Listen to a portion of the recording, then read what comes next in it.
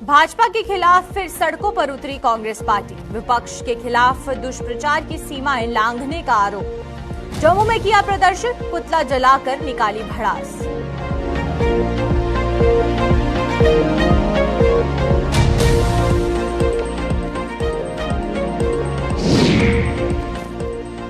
Model नहीं बन पाया हीरानगर का रेलवे स्टेशन। सरकार के ऐलान के बावजूद नहीं सुधरी हालत।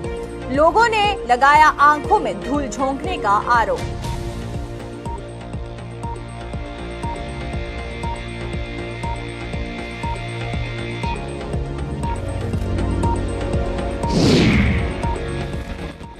एनसीबी की टीम पर हमला करने वाले फरार।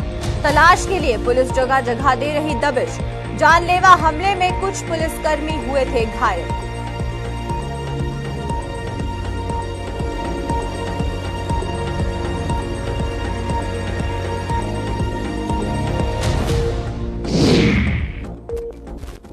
स्वरनकोट में ट्रांसपोर्ट विभाग फिर आया हरकत में। पुलिस को साथ लेकर सड़कों पर उतरा एआरटीओ। यातायात नियमों को ताक पर रखने वालों की शामत।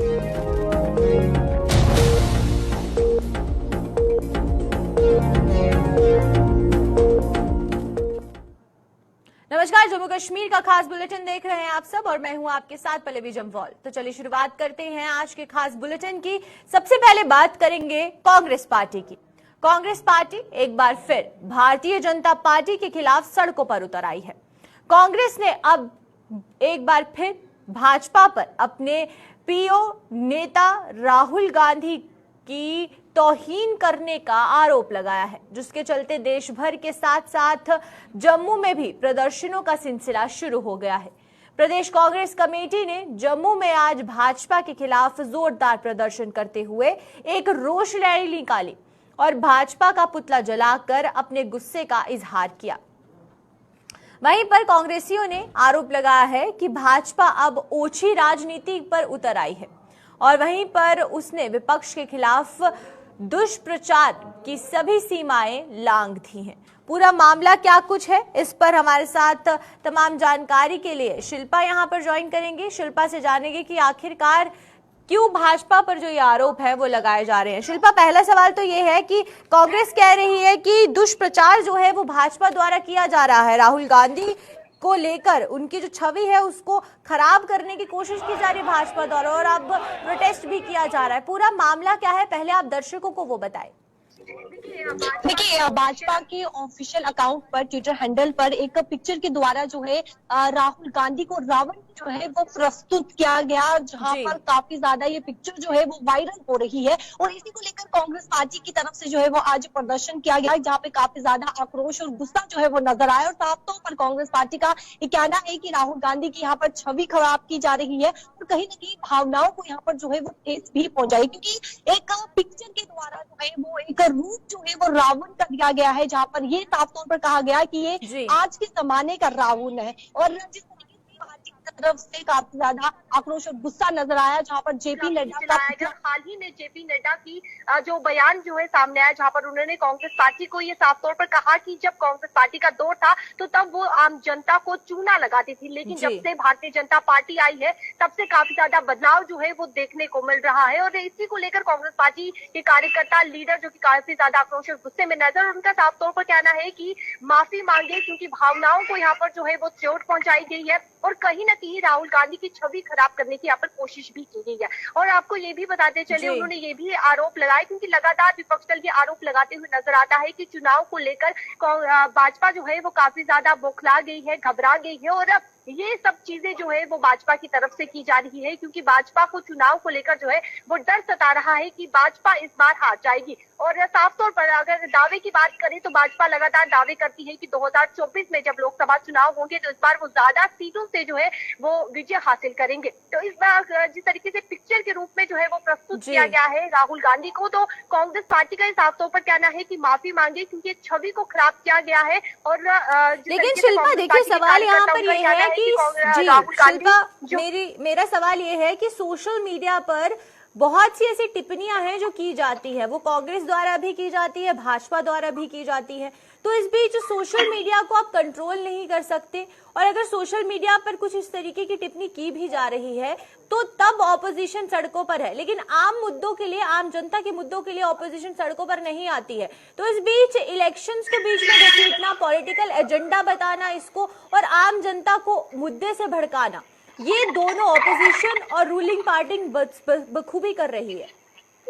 देखिए, जिस तरीके से एक पिक्चर को जो है वो रावण का रूप दिया गया है, जहाँ पर ये पिक्चर काफी ज्यादा वायरल हो रही है, और कहीं ना कहीं ये भी देखने को मिलता है क्योंकि विपक्ष लगातार आरोप लगाती हुई नजर आती है कि चुनाव को लेकर जो है वो भाजपा घबरा गई है, बौखला गई है, भाजपा को डर सता रहा है। तो कहीं ना कहीं आम जनता को जो है वो यहाँ पर जो है वो एक तरफा जो है वो भी किया जा रहा है कि जिस तरीके से आम जनता जो है वो भाजपा को जो है वो वोट ना डाले, क्योंकि भाजपा ने जो भी काम किए हैं, क्योंकि भाजपा लगातार ये कहती हुई नजर आती है कि जब से भाजपा आई है, भारतीय जनता पार्टी आई है, तब से काफी ज्यादा बदलाव जम्मू कश्मीर में देखने को मिला है। तो कहीं ना कहीं आम जनता के दिलो दिमाग में ये ओपोजिशन विपक्ष दल जो है वो ये चीज डालने की कोशिश कर रही है कि भाजपा की करप्शन के लिए जो है वो ईडी को जो है वो आगे करती है, यानी कि करप्शन जो है वो देखने को मिलता है, और जो करप्शन करता है उन पर कार्रवाई नहीं करती है, और जहां पर करप्शन नहीं होता है वहां पर ईडी को जो है वो आगे किया जाता है। तो कहीं ना कहीं जिस तरीके से 2024 के चुनाव आने वाले हैं, लोकसभा चुनाव आने वाले हैं,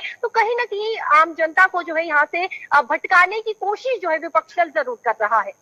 बिल्कुल, चलिए बहुत बहुत शुक्रिया आपका शिल्पा, तमाम जानकारी देने के लिए। तो तस्वीरें आप देख रहे हैं जो कि सामने आ रही है, कांग्रेस द्वारा ये जो प्रदर्शन है ये किया जा रहा है, और प्रदर्शन का जो पूरा मामला है वो ये है कि एक रोष रैली निकाली गई है जिसमें कि भाजपा के खिलाफ ये रोष रैली है, और ये कहा जा रहा है कि राहुल गांधी की छवि को खराब करने की कोशिश भाजपा द्वारा की गई है। उसको ध्यान में रखते हुए जो रोष रैली है ये भाजपा के खिलाफ निकाली गई है।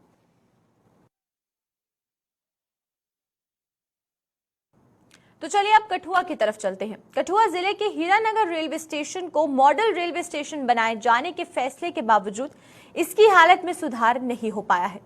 कुछ साल पहले केंद्रीय बजट में इस रेलवे स्टेशन को मॉडल रेलवे स्टेशन के रूप में विकसित करने जाने का ऐलान किया गया था, लेकिन उस ऐलान पर आज तक अमल नहीं हो पाया, जिससे स्थानीय लोगों में बेहद रोष है।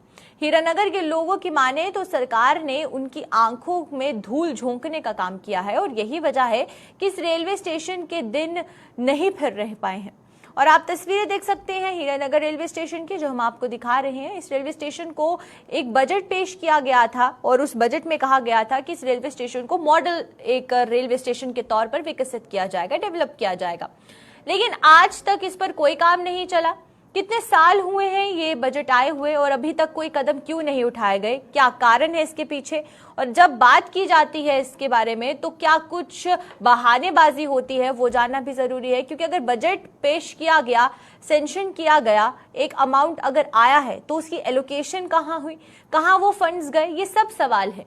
और वहीं पर आप देख सकते हैं स्थानीय लोगों के तस्वीरें जो आप देख रहे हैं अपनी टीवी स्क्रीन पर। स्थानीय लोगों का साफ कहना है कि अगर बजट पेश किया गया था तो उस बजट को अमल में क्यों नहीं लाया गया। एक मॉडल रेलवे स्टेशन बनाने की बात कही गई थी, लेकिन वो बनाया नहीं गया आज तक। तो इन सारे सवालों के जवाब लेकर यहाँ पर रंजीव हमारे पास जुड़ चुके हैं, तो रंजीव से जानते हैं। रंजीव, आपसे पहला सवाल तो ये है कि कितने साल हो चुके हैं बजट को सेंशन हुए, और उसके बाद भी जो रेलवे स्टेशन है उसकी इमेज अभी तक बदल नहीं पाई? बिल्कुल पल्लवी, मैं बताऊं कि हीरानगर रेलवे स्टेशन को रेलवे का जो बजट होता है उसमें करीब एक दशक पहले इसको बताया गया था कि स्टेशन को मॉडल स्टेशन घोषित किया गया था, लेकिन उसके बाद से मॉडल स्टेशन की सुविधाएं जो है वो यहाँ पे नहीं उपलब्ध हो पाई हैं, जिसके कारण यहाँ पर जो यात्रा करने के लिए लोग यात्रु पहुंचते हैं उनको वहाँ पे फैसिलिटी नहीं मिलती। सिर्फ उसके मॉडल स्टेशन के नाम पर एक फुटओवर ब्रिज जो बना है वो भी आधा अधूरा, क्योंकि वो इसको इस स्टेशन की जो टोपोग्राफी है उसके हिसाब से एक रास्ता जो है वो नेशनल हाईवे के साथ लगता है, दूसरा हीरानगर टाउन की तरफ से जो स्टेशन का मुख्य रास्ता है। तो उसको अगर फुटओवर ब्रिज बनाया है ऊपर चढ़ने के लिए तो उसको उसके बिल्कुल पार तक बनाना चाहिए, लेकिन इन्होंने एक प्लेटफॉर्म से शुरू कर दो पर उसको खत्म कर दिया, जबकि उसके आगे तीसरा प्लेटफॉर्म है, फिर जाके अगला रास्ता, लेकिन आधा अधूरा बनाया। और उसके बावजूद यहाँ पर बैठने के लिए अभी फैसिलिटी ओपन में ही है, शेड जो है कवर्ड नहीं है पूरा प्लेटफॉर्म, उसकी भी मांग की गई है। रेलवे पैसेंजर वेलफेयर एसोसिएशन जो है वो पिछले 15 साल से लगातार संघर्ष कर रही है। और बड़ी बात यह है कि गाड़ियां बहुत कम रुकती हैं यहाँ पर, क्योंकि जम्मू और कठुआ के बीच मेन जो स्टेशन है वो हीरानगर का पड़ता है, क्योंकि इसको बिलावर का इलाका, जितना भी पहाड़ी इलाके के लोग हैं, हरिद्वार लोग हमारे जाते हैं आमतौर पर, अमूमन सोमवारी मस्या हो, जहाँ किसी के डेथ हो जाए तो हरिद्वार जाना लोगों को लाजमी होता है। तो हरिद्वार जाने के लिए इस स्टेशन को यूज करते हैं, और बाहर के कंडी के इलाके के लोग जितने भी है वो बाहर मेट्रोज में या बड़े बड़े शहरों में जाकर वहां पर मजदूरी करते हैं, और उनका भी आना जाना होता है। और ऊपर से करीब 3 से 4 लाख की आबादी के जो है इस पर स्टेशन से पर निर्भर है, लेकिन गाड़ियां रुकेंगी तो लोग यहाँ पर आएंगे। बिल्कुल रंजीव, एक सवाल आपसे ये है कि बजट सेंक्शन हुआ था और उसमें कहा गया था कि इसे मॉडल रेलवे स्टेशन बनाया जाएगा, तो जो फंड्स एलोकेशन हुई, क्या उसके बारे में कोई जानकारी अभी तक मिल पाई है कि अगर फंड्स रिलीज हुए हैं तो उनका इस्तेमाल कहाँ हुआ? क्योंकि जो रेलवे स्टेशन की हालत हम तस्वीरों में देख पा रहे हैं उसमें ये लग रहा है कि 1 रुपया भी जो है उस फंड में से इस्तेमाल नहीं हुआ इस रेलवे स्टेशन पर। बिल्कुल पल्लवी, आप बिल्कुल सही कह रही हैं कि जितना मॉडल स्टेशन के मुताबिक जितना फंड मिलना चाहिए उतना नहीं मिला है। एक उसके नाम पर एक फुटओवर ब्रिज बना दिए, जहां स्टेशन के बाहर ओपन में ही शेड, एक छोटा सा यात्रियों के लिए शेड बनाया है, लेकिन प्लेटफॉर्म को कवर नहीं किया गया है। ये सबसे बड़ी देखने वाली बात है।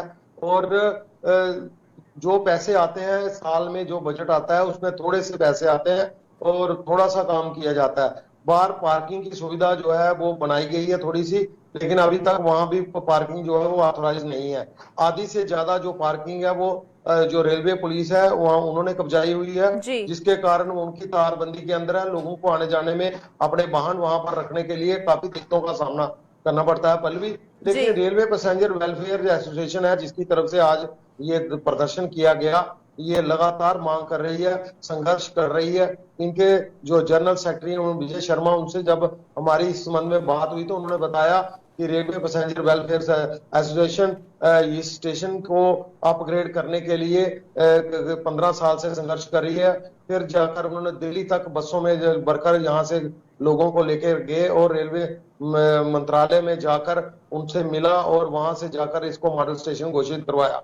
लेकिन उसके बावजूद इसके स्टेशन पर जो गाड़ियां जो है बड़ी कम रुकती हैं। लंबी दूरी की गाड़ियां बात करूं या एक्सप्रेस गाड़ियां बात करूं, वहां बहुत कम रुकती हैं। 6 से 7 गाड़ियां दिन में रुकती हैं, और हफ्ते वाली गाड़ी कोई नहीं रुकती है, लंबे रूट की गाड़ी नहीं रुकती है, जिसके कारण यहाँ से लोगों को मजबूरन जम्मू का रुख करना पड़ता है या फिर कठुआ का रुख करना पड़ता है।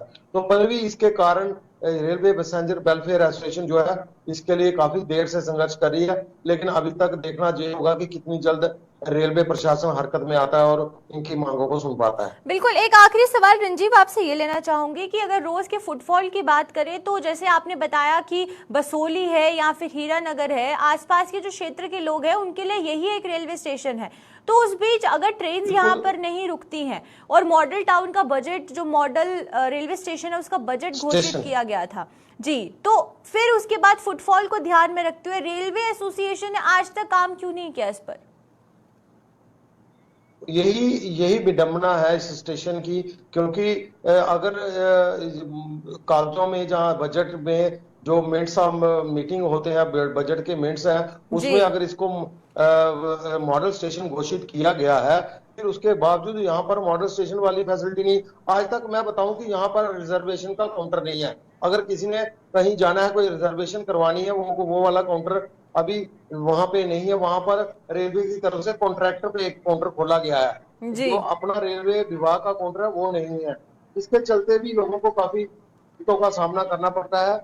और मैं बताऊं कि रेलवे स्टेशन हीरानगर जो है पूरा बॉर्डर का इलाका है कि करीब 50 गांव जो सीमावर्ती गांव है, 50 से 100 गांव जो सीमावर्ती है वो भी इस पर डिपेंड है। और ऊपर बिलावर, मजालता, उधमपुर तक के डिस्ट्रिक्ट के लोग जो है स्टेशन पर निर्भर हैं, क्योंकि जैसे ही वो दयाला तक से नीचे आएंगे उनको पहले जो स्टेशन पड़ता है बाहरी राज्यों को जाने के लिए वो हीरानगर ही पड़ता है। लेकिन उसके बावजूद भी यहाँ पर फैसिलिटी यहाँ पे नहीं मिलना यहाँ की बदकिस्मती है समझ लो, जहाँ फिर यहाँ की जो लीडरशिप है उसमें कोई कमजोरी हो सकती है। बिल्कुल, चलिए बहुत बहुत शुक्रिया आपका रंजीव तमाम जानकारी देने के लिए। तो ये थे हमारे साथ रंजीव मेहता। और वहीं पर आप तस्वीरें देख रहे हैं हीरानगर रेलवे स्टेशन की, जिसको कि एक मॉडल रेलवे स्टेशन बनाने की जो बात है वो कही गई थी, बजट में हर चीज सेंशन की गई, लेकिन आज तक जो तस्वीर है इस रेलवे स्टेशन की वो बदल नहीं पाई।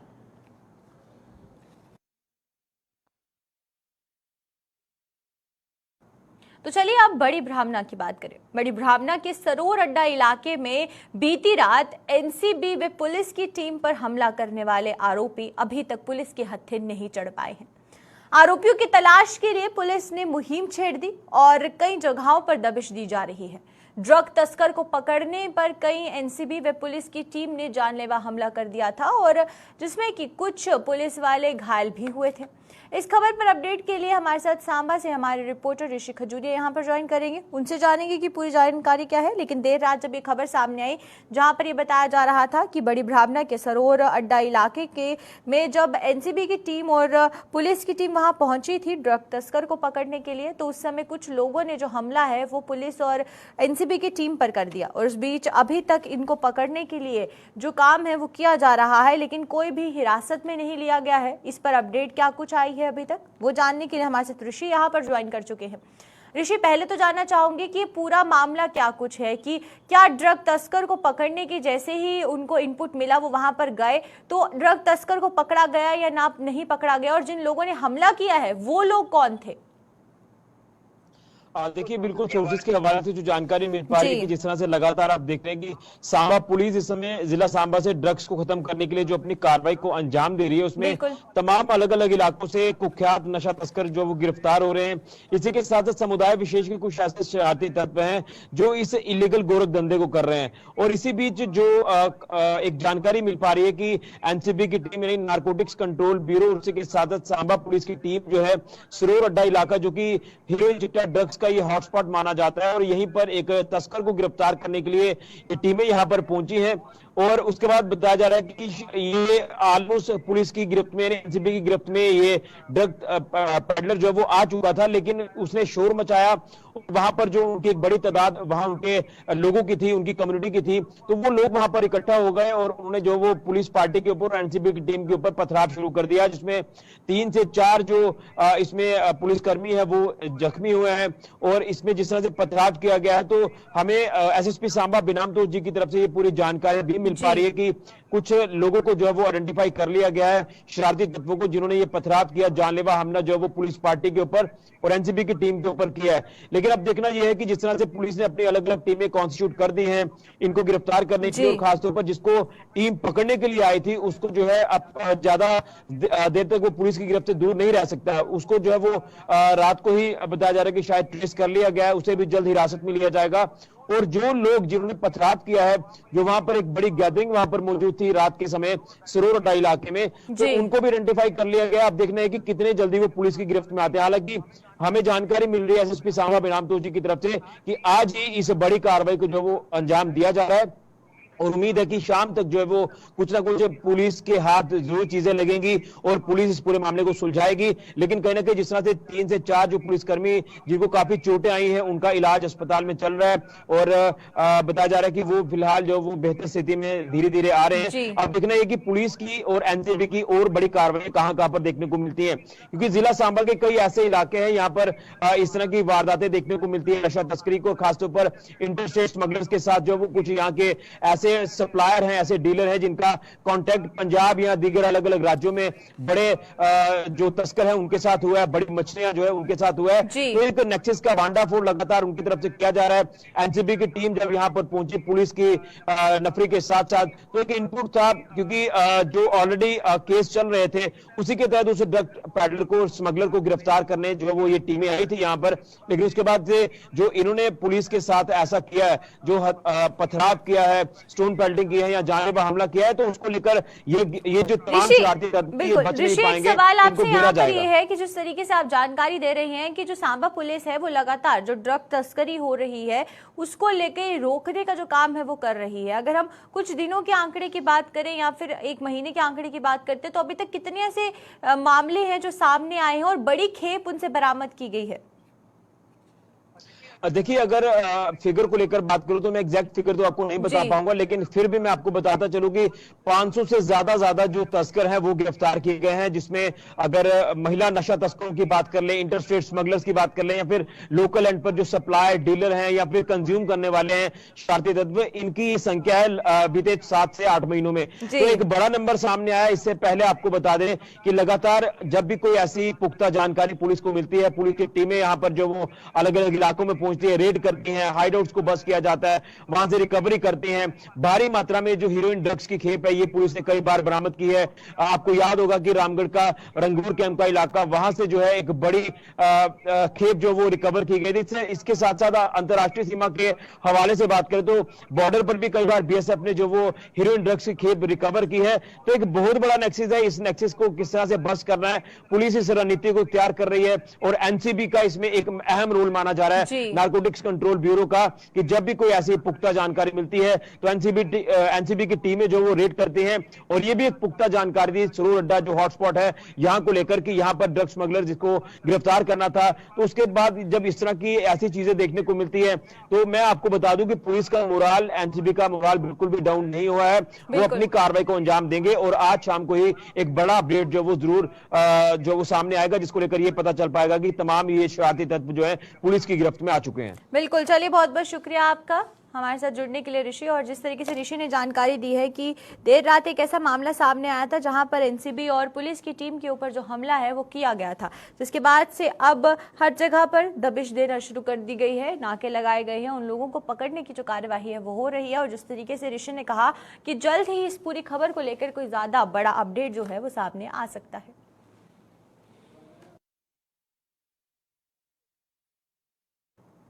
स्वर्ण कोर्ट में लोगों यातायात नियमों को ताक पर रखे जाने का संज्ञान लेते हुए ट्रांसपोर्ट विभाग हरकत में आ गया है।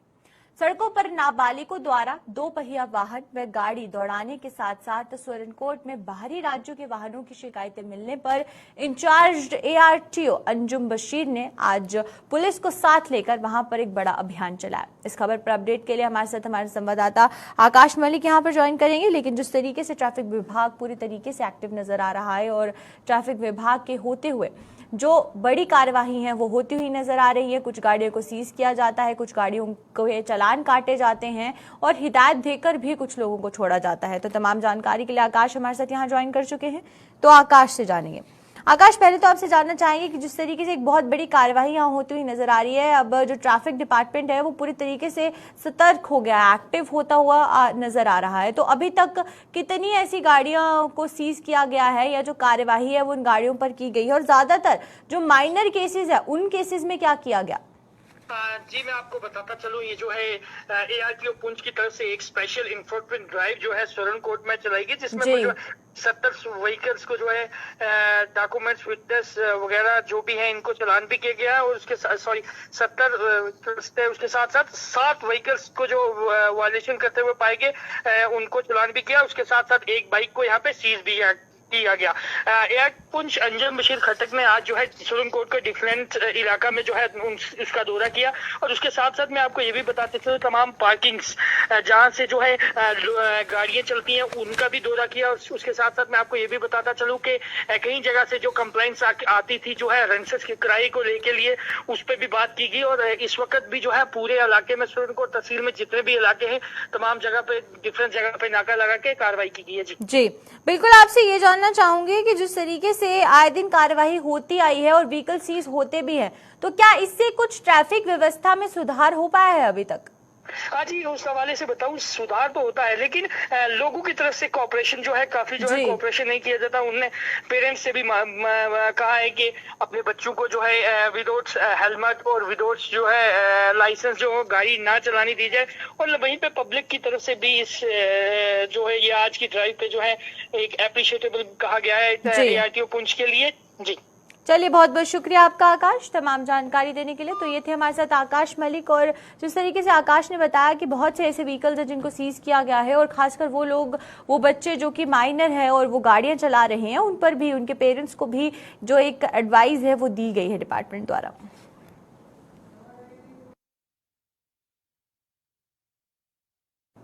तो चलिए, अब तक के जम्मू कश्मीर के खास बुलेटिन में फिलहाल इतना ही। मुझे दीजिए इजाजत, नमस्कार।